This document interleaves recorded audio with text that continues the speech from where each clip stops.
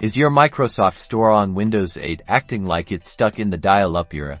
Let's get it running smoothly. First things first, let's verify your internet connection. Hover your mouse over the network icon. In the bottom right corner of your taskbar, a pop-up will appear showing your network status. Make sure it says connected to the internet. If you see no internet access, that's our culprit. Try restarting your modem and router. Unplug them from the power outlet.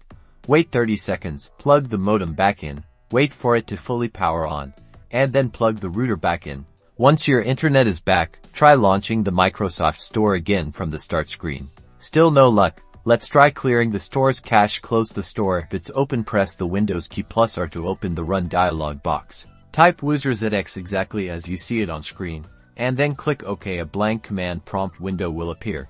Don't close it, it's clearing the cache. The command prompt will close automatically, and the Microsoft Store should launch. This often solves the problem. If the store still isn't working, consider running an internet speed test via Internet Explorer to see if you are receiving the broadband speeds from your internet provider. If your internet speeds are too low, the store will not work. And there you have it. Your Microsoft Store should now be ready to download all your favorite apps and games. Remember, a stable internet connection is key. If you continue to experience issues, consider contacting Microsoft support for further assistance.